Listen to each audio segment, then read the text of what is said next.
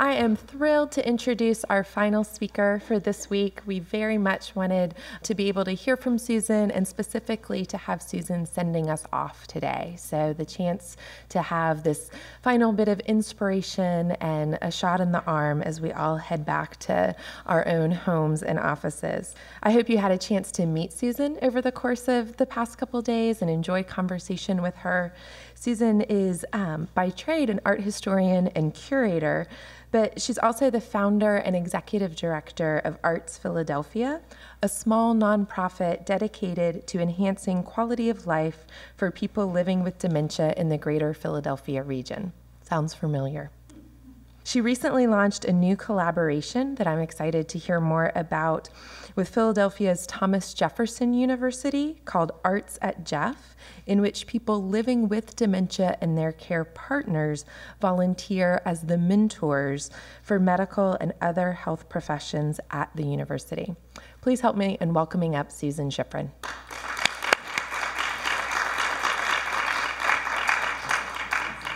Okay, so the burning question is, can you even see me? Okay, it is a real privilege and it's a little scary to have this spot on the program. First of all, I want to thank Jessica for inviting me. I want to thank Brittany and Jessica for an extraordinary conference. I don't know about the rest of you, but I've gone to a lot of conferences. I've organized a few conferences, and this, I still think they're not telling the truth when they say they haven't done this before. However, to get a little more serious, so my mandate from Jessica was to encourage us to think at this point in the conference, as we're heading home to get back into delivering programs, why is it important for us to do what we do? And I'm going to do my best to at least talk about some of the reasons that I think it's so important that you all do what you do. You see the title of the talk.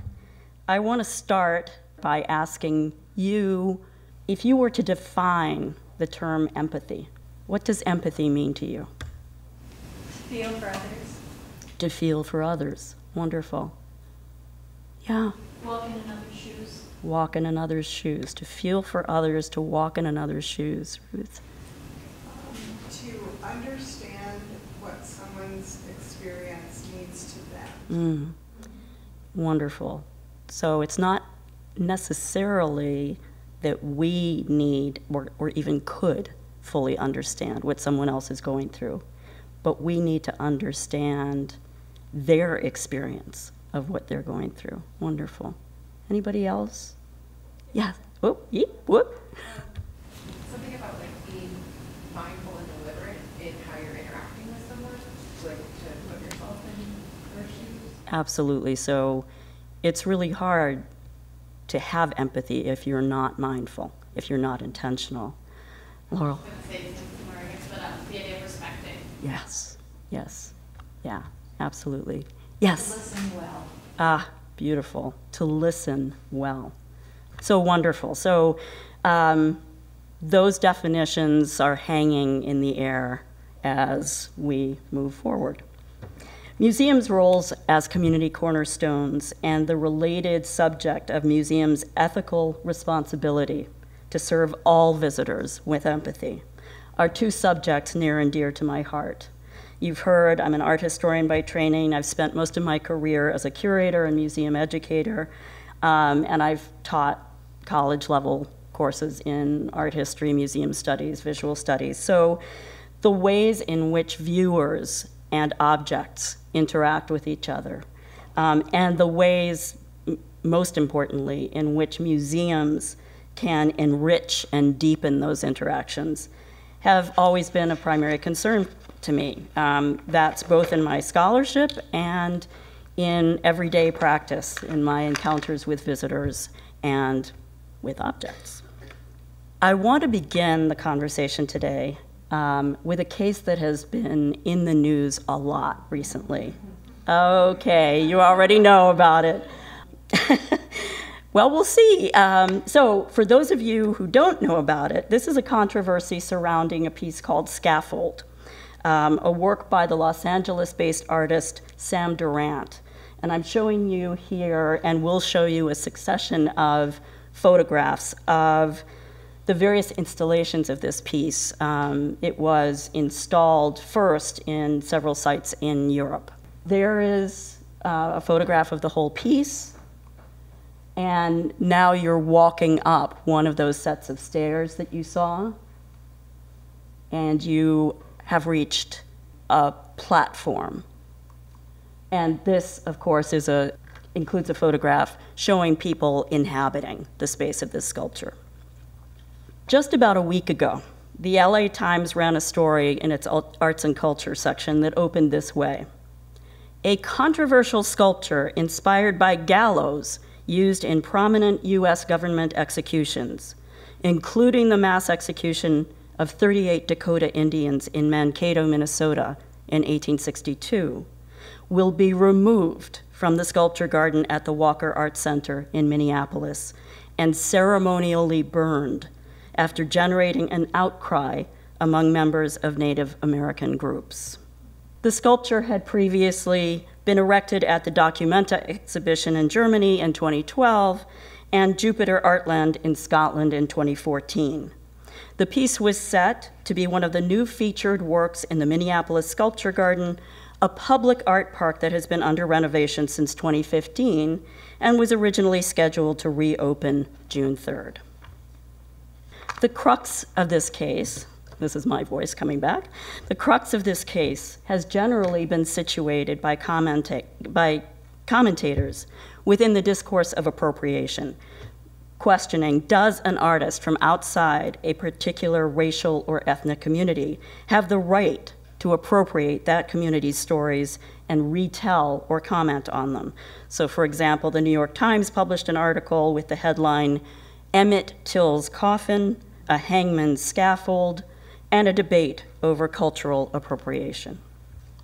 But it seems to me that at its core, the case of Scaffold is more fundamentally about empathy among human beings and the responsibility of a museum to fulfill its obligations as a community cornerstone. Scaffold's artist, Sam Durant, himself indirectly suggests this in a statement he posted to the Walker Art Center blog. Durant writes, I made Scaffold as a learning space for people like me, white people who have not suffered the effects of a white supremacist society and who may not consciously know that it exists. It has been my belief that white artists need to address issues of white supremacy and its institutional manifestations. Whites created the concept of race and have used it to maintain dominance for centuries. Whites must be involved in its dismantling. However, your protests have shown me that I made a grave miscalculation in how my work can be received by those in a particular community. In focusing on my position as a white artist making work for that audience, I failed to understand what the inclusion of the Dakota 38 in the sculpture could mean for Dakota people. I offer my deepest apologies for my thoughtlessness. I should have reached out to the Dakota community the moment that I knew that a sculpture would be exhibited at the Walker Art Center in proximity to Mankato. So, 15 years ago, the board of directors of the American Association of Museums, now the Alliance, passed a Museums and Community Resolution declaring that museums are community cornerstones. They are cultural symbols and contributors to community enterprise and providers of educational experiences. They are treasured places where memories are created and shared. But museums can also transform the way people view the world. They foster lifelong learning and encourage the expression of differing points of view. These strengths accord museums the opportunity to assume an expanded civic role in society. The list of operating principles elaborated further that museums are defining new relationships with communities based upon expanded mutual understanding, recognition of common concerns and interests, and a desire to collaborate for the benefit of the community. Collaboration between museums and communities requires sharing creativity, vision, responsibility, and resources. Then, just a little more than a year ago, the Alliance announced a new strategic plan promoting diversity, equity, accessibility, and inclusion in all aspects of museum structure and programming. This 4-year plan provides the following definitions for diversity and inclusion. So diversity, the quality of being different or unique at the individual or group level. This includes age, ethnicity, gender identity, language differences, nationality, parental status, physical, mental, and developmental abilities, race, religion, sexual orientation, skin color, socioeconomic status, education, work and behavioral styles, the perspectives of each individual shaped by their nation, experiences, and culture, and more. And then inclusion. Diversity always exists in social systems. Inclusion, on the other hand, must be created. In order to leverage diversity, an environment must be created where people feel supported, listened to, and able to do their personal best. Let's listen to that again. So, people feel supported. They feel listened to. And they feel able to do their personal best. I share this with you to emphasize the point that you're already aware of, I'm sure, that the organization that represents museum professionals and accredits museums throughout the United States has for more than a decade prioritized the functions of inclusiveness and community engagement among its members. So inclusiveness is equity, it's empathy, and we'll get to the dignity part. So sticking with scaffold just a little bit longer, it's against this backdrop of museum standards and ethics that we hear the voice of Kate Bean, a Dakota woman and historian who works as a community liaison for the Minnesota Historical Society. Bean has said of the scaffold controversy, "I don't think the walker or the artist took into consideration what kind of impact a structure like that would have on a community of people who have been impacted by historical trauma." Olga Viso, director of the Walker Art Center, sounded a strikingly similar note after a mediated agreement was reached by the Dakota elders, the museum, the artist, and other parties to this case. And she wrote, "There's no question that the Walker's process in placing the sculpture in the Minneapolis Sculpture Garden was flawed. I apologize that we were not sufficiently aware of the implications of its placement or sympathetic to the pain and suffering that it would elicit. We are deeply, deeply sorry and pledge to be better stewards of our relationship with communities going forward." In other words, it seems reasonable to conclude that in this case, and with no ill intent, which is important to say, the Walker Art Center neither demonstrated the expanded mutual understanding, recognition of common concerns and interests, and a desire to collaborate for the benefit of the community that was enshrined in the Communities and Museums Resolution, nor did it create an environment where people feel supported, listened to, and able to do their personal best. Okay, at this point, you are probably thinking to yourself, have I taken a wrong turn somewhere and gone to the wrong conference? What does any of this have to do with equity and empathy in museum programs for people living with dementia? Some of you are no doubt familiar with the slogan that is ubiquitous throughout the disability community, "Nothing about us without us." It's a slogan that rejects a condition of perpetual exclusion, not being heard or seen, not being valued, not being permitted, let alone assumed, to speak for oneself. It's the condition that underlies the protests that have resulted in the dismantling of scaffold, and it's one of the conditions concomitant with living with a dementia diagnosis in today's world. And this, I want to say, is the fundamental connection between the case of scaffold and the programs and services that you all commit to every day. A little bit about ARTZ. We're a small mid-Atlantic nonprofit that offers opportunities for self-expression and the rebuilding of self-esteem to people with dementia and their care partners through interactions around arts and culture-based programming. I founded ARTZ Philadelphia in 2013 on the conviction that people living with dementia should be accorded the benefits of well-being and quality of life that others enjoy. It's kind of a no-brainer. We are committed at ARTZ Philadelphia to supporting and celebrating people with dementia and their care partners as valued members of our wider creative community. One of our regular program participants was interviewed last year on National Public Radio about his experiences of living with dementia. Carl D. is a retired physicist diagnosed with Alzheimer's in 2014.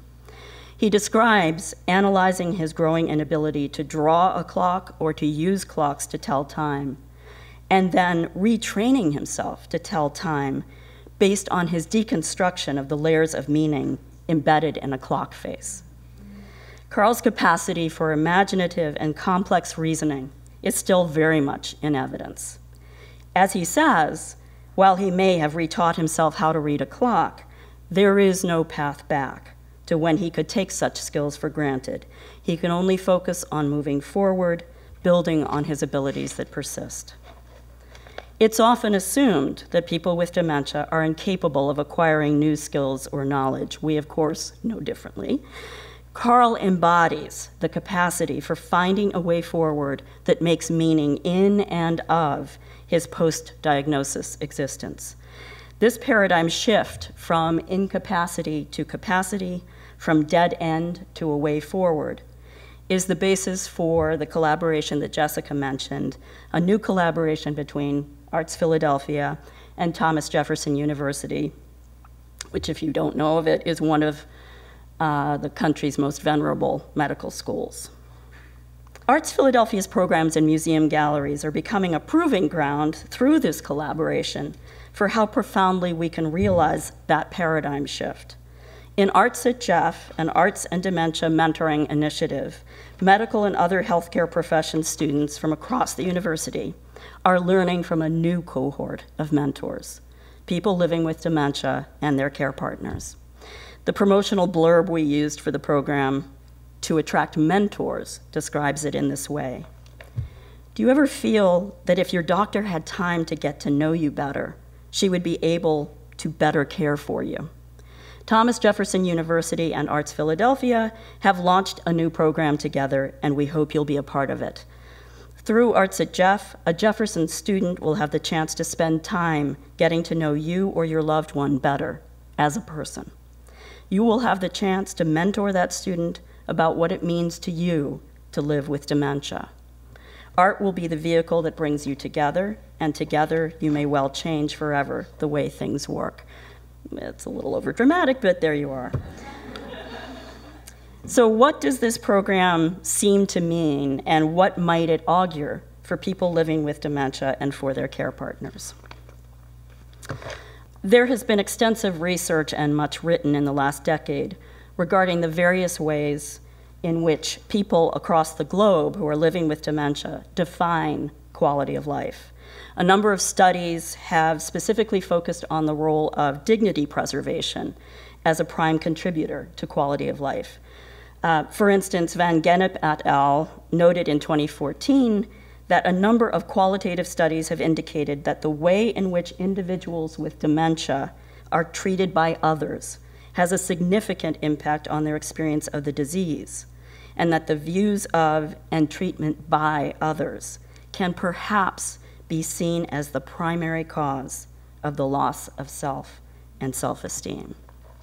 A 2010 study by Hegestad et al., assessing Norwegian nursing home residents' experiences of dignity by means of interviews with residents living with dementia, yielded recurring theoretical themes relating to dignity, such as dignity related to confirmation, dignity related to freedom, dignity related to belonging.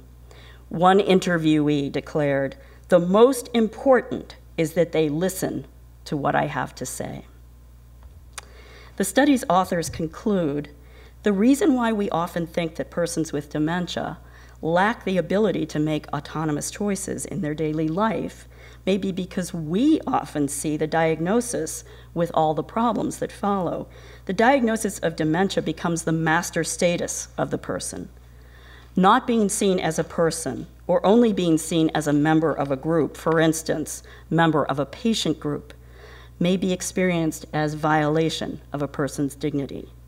To avoid this threat to dignity, we should, to a greater extent, ask the persons with dementia what they think is important in order to live a good life, and see them as experts on their own lives. We should confirm the person and his or her individual identity, which exists behind the disease. I just want to bring this slide back because you may hear echoes of the strategic plan in these studies, remembering that feeling supported, feeling listened to, feeling able to do one's personal best. There are connections here.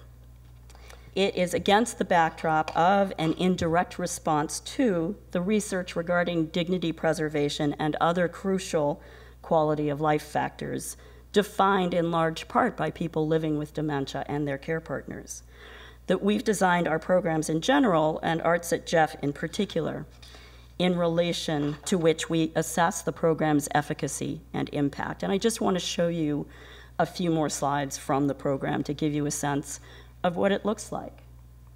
So this is a one-on-one conversation between a mentor and her student.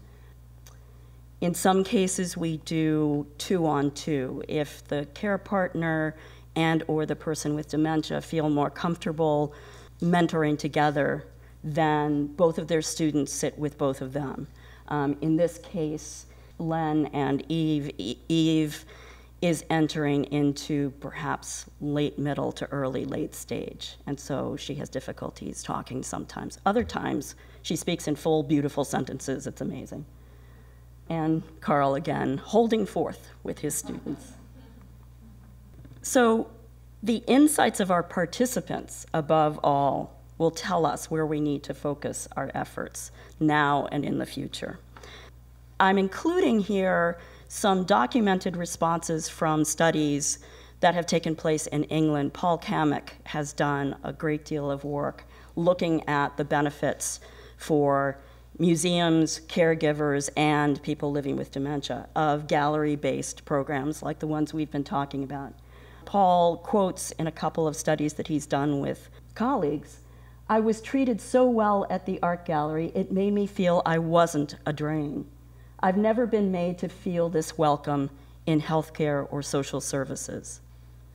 And quoted later in the study, "I was very conscious at the gallery that we were people working together and were treated as equals, and not as a person with a memory problem, but as two people with something to contribute, and that was a good thing." The third quotation is from one of our program participants. She's the care partner for her father, and she writes, "I feel so lucky to be able to participate in these museum programs alongside everyone. Those with the so-called memory impairments only enhance my experience. I've learned so much from the entire group that I'm continuously blown away by the experience." And a few comments from mentors about their experience of ARTZ Jeff. "It's difficult to have meaningful communication that we can share anymore. Looking and talking about the art, we were able to talk like a couple again. My wife really liked her student, and I really felt that she was really helping him and contributing to others again." His wife was an emergency room nurse, and she now has primary progressive aphasia. One of our mentors with dementia said, "I think our students got a lot from it on how to evaluate all aspects of a patient's life, not just the diagnosis." And one of the care partners said, "I only see good coming from this." And then the students, who are just as remarkable as their mentors, say, "It gave us an opportunity to see people who have dementia as more than just their condition. I think in a busy clinical setting, it can be all too easy to see a dementia patient for just that, a dementia patient.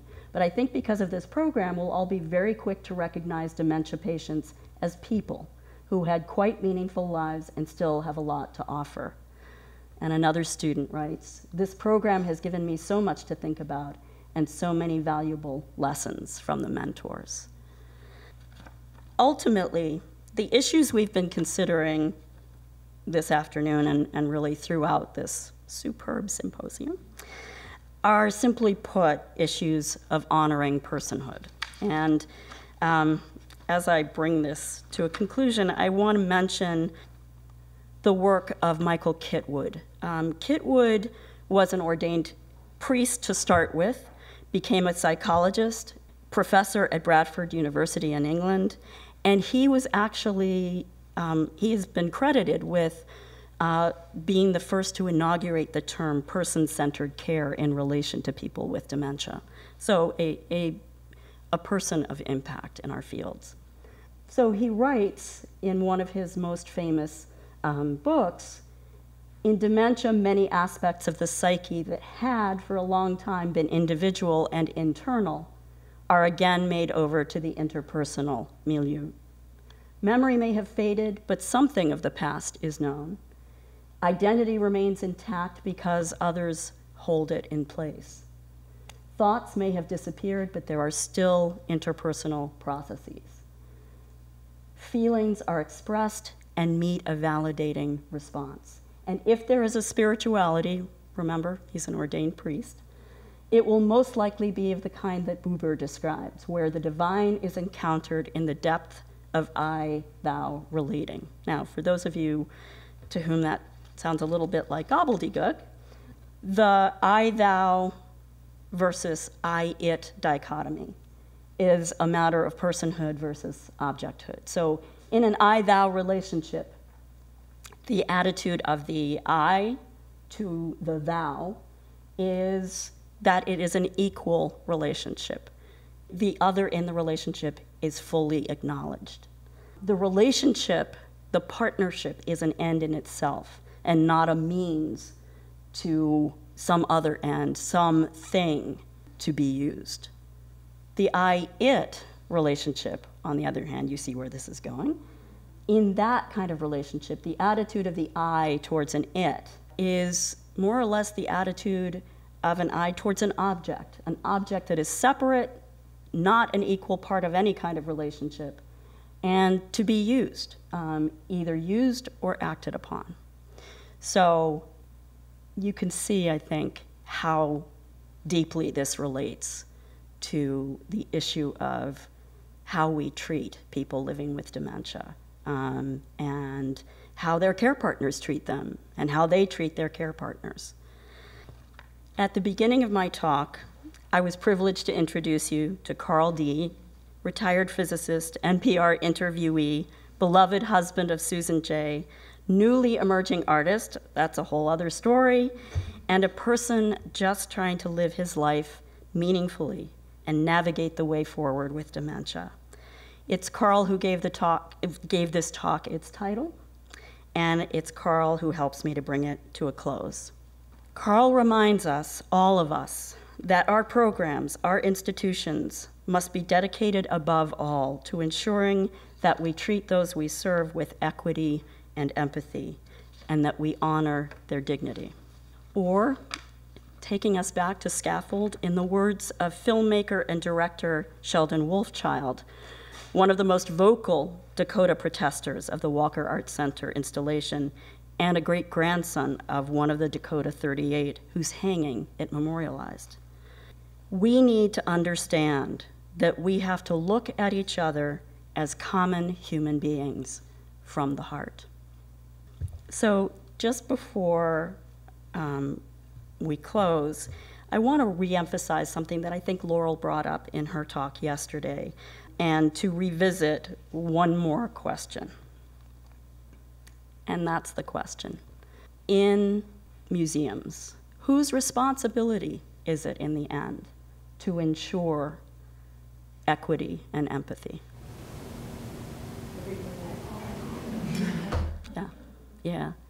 And I'm sure all of us, Well, actually, yeah, the restaurant. Imagine a restaurant that does not seat someone because they're acting out, or is not willing to seat someone in a place that is going to make him or her more comfortable.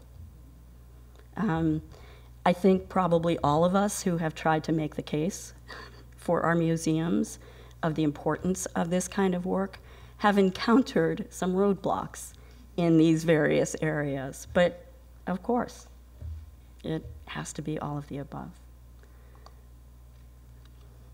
There we go. This was a very short talk because we're all brain dead at this point. So I'm happy to take any questions you have or to tell you more about the program, but thank you.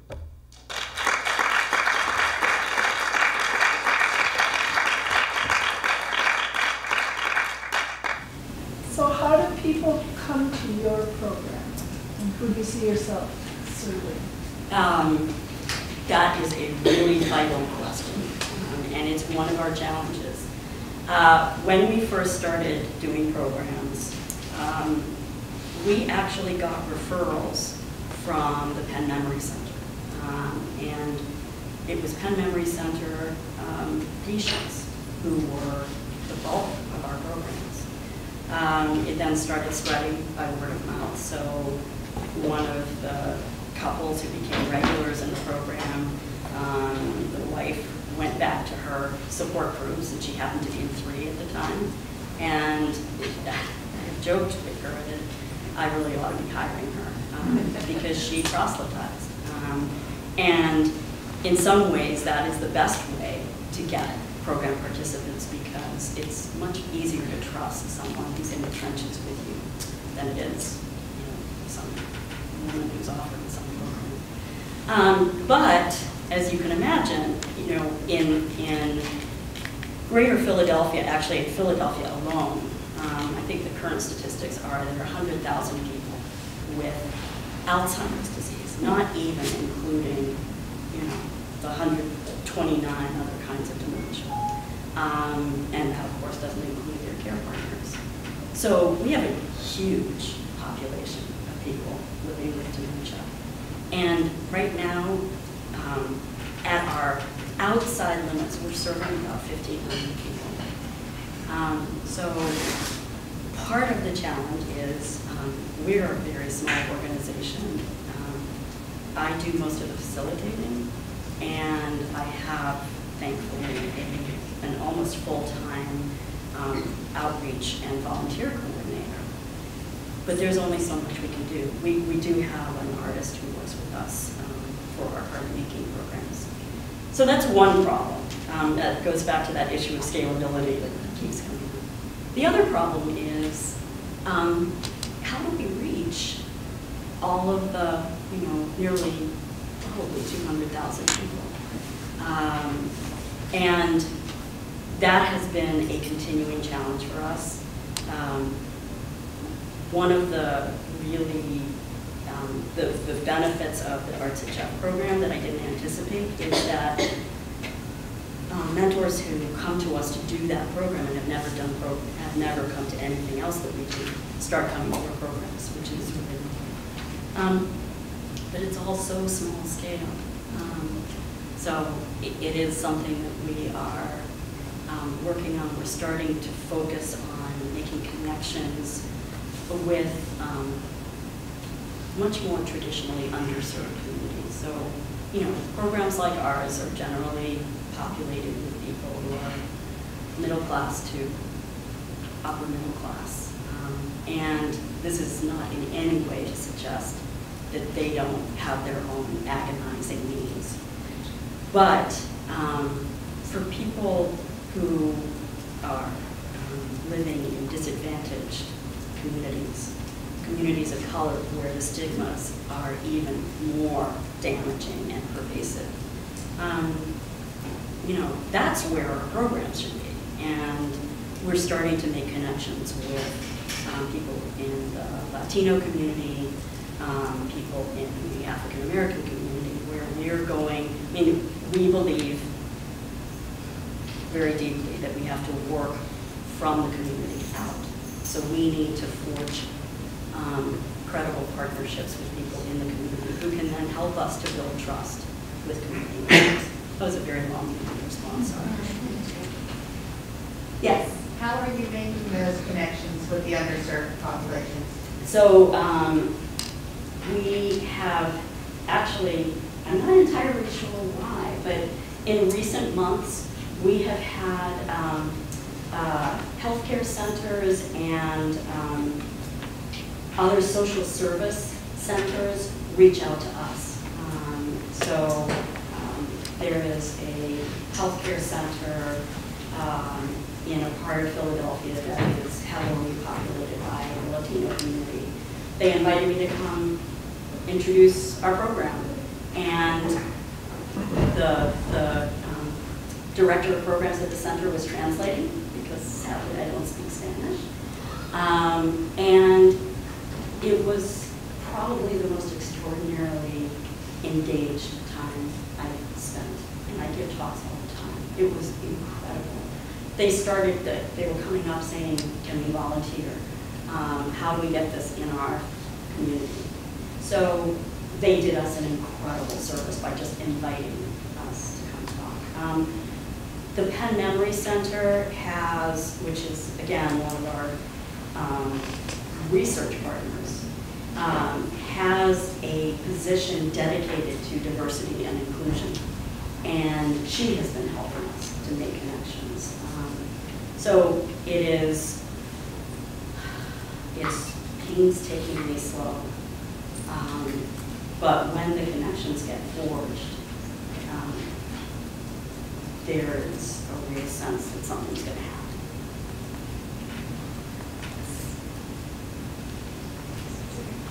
So I'm also in the Pennsylvania, Philadelphia area. So there's an organization called ARTZ. Are you working with them at all?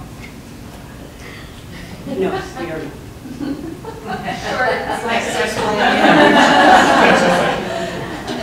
ARTZ, there are actually ARTReaches throughout the country, I think. I certainly know that Philadelphia is but one of the ARTReaches.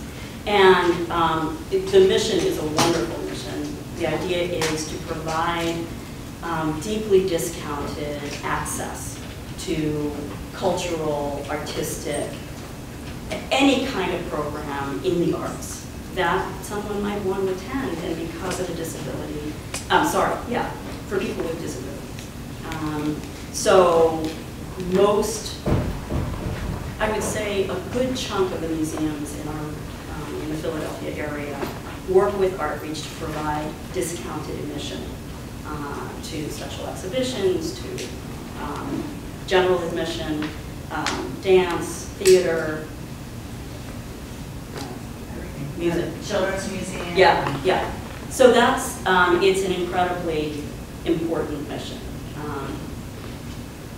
But it's not just physical disability, it's also income inequity. So people with access cards who have state assistance with food get significantly reduced admission. Right.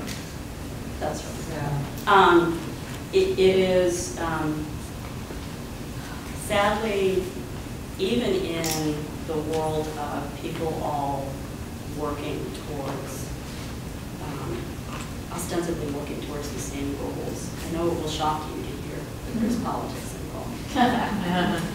And unfortunately, in this particular case, that has gotten in the way. But, I mean, we wouldn't exist without partnerships.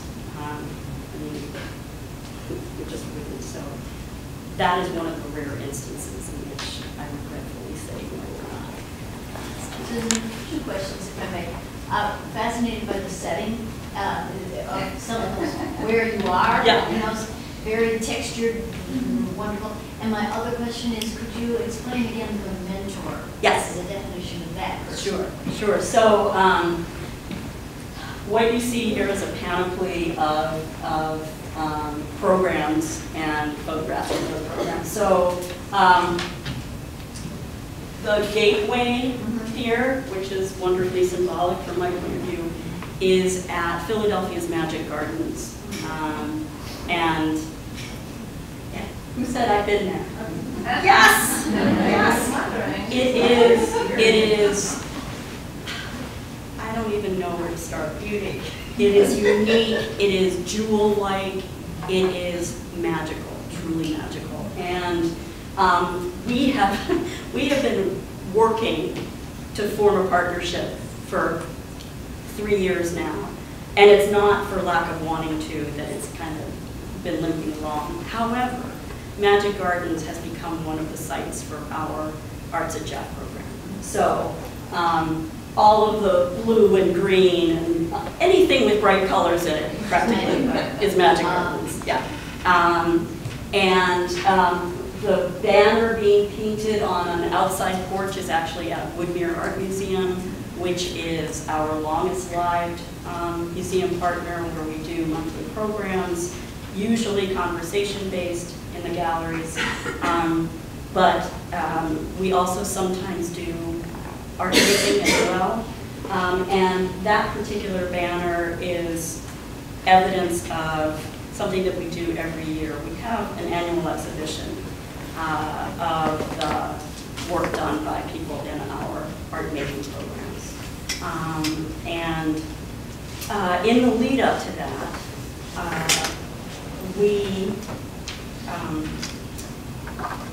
we host a series of community engagement days where we create some sort of large-scale project that is a good way to involve a group of 6 to 10 people with dementia, generally living in a care community, and volunteers from the community who haven't volunteered with us before. It's a one-day volunteer bonanza extravaganza. And so that banner, 2 years ago, our large community engagement project was painting 9-foot banners and using paints in the colors of the ARTZ logo. And really, if we gave a prompt at all, which we really didn't have to because people would just pick up the brushes and go, the only prompt we really used was, what does joy look like? So that's the banner. And then there are some care community settings. This is also at Woodmere, a watercolor project in the galleries. And then some in Jefferson classrooms. So we go wherever. And Judy, in response to your question about mentors. So our premise for ARTZ is that we literally wanted to turn upside down the general hierarchy of patient-doctor. Now, these are not yet doctors, but they are first-year medical students, second year, sometimes third year, and they're going to be doctors. So in order to participate in this program, they essentially have to agree to leave their doctorness at the door and to come in knowing that they know nothing, and that the authorities in this setting are their mentors who have dementia or live. And I have to say, I get a little choked up with this, but I have to say, Jefferson has been an incredible partner, and this program is part of an overall effort that they're making to try to figure out how to put the empathy back into medicine, because the data, Jefferson is the originator of the empathy scale, for those of you who know. And the doctor, Dr. Hoja, who created that empathy scale, has been studying for years whether and how long medical students retain their empathy. By their third year, it's basically gone. Oh, wow. And that is not just a Jefferson statistic. That's throughout the country.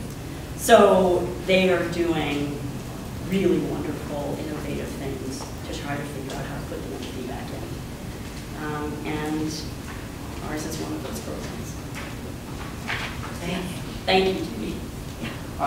had a question that kind of relates to the question that she was asking before about your collaboration with that other group. I was kind of going to an economic question, sort of multi-part maybe. One is, do you charge folks who are participating in your programs? And if not, and it's supposed to be natural, not charging also, where's the sustainability model for that? And concomitant with that, is that really equity by not charging somebody with it? Isn't that putting them in other, you're an other, we're helping you.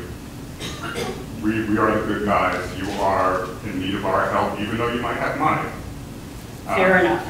All of those are fair questions. So. And where do you fit that in? Okay. So let me start and go backwards. Probably by the time I go backwards, you're going to have to remind me what the first question was. But the reason we do not charge is because we know, and there are plenty of data to back this up, that people living with dementia have, if not financial hurdles up the wazoo, they are surrounded by one hurdle after another. Some of our participants could not afford to pay, can't even afford to park. So if we're somewhere where they would have to park on the street, they can't come. So I essentially, as the founder of this organization, made the decision, finances are not going to be an impediment here. But you make a good point. How is that equity if everyone else has to pay? It turns out that I was actually kind of savvy and didn't have a clue that I was, because I would say probably at least 50%, if not more, of our program participants make individual donations. And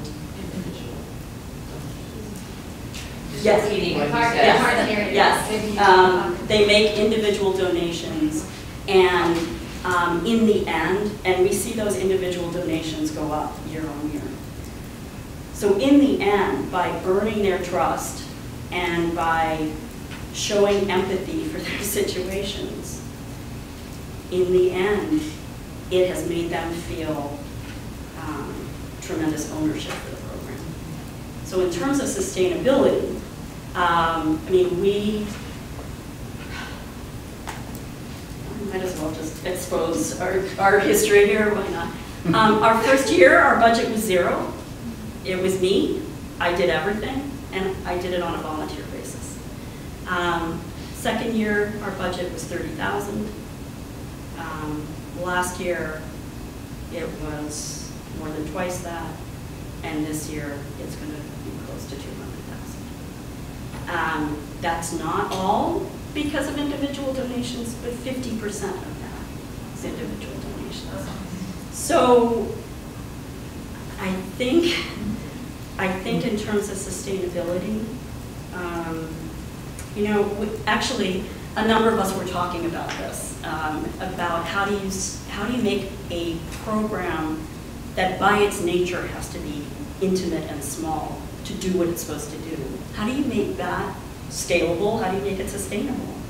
And I think, I can't even remember who it was, but I think the answer to that is do what we're doing here. It has to be across the sector. It has to be that we are all generous enough with each other that, number one, none of us can handle, not a single institution in Philadelphia could handle 100,000 people. So you form partnerships, and in each case, you figure out what the threshold is for sustainability at that institution, and then you share and you collaborate. It's not a usual business model.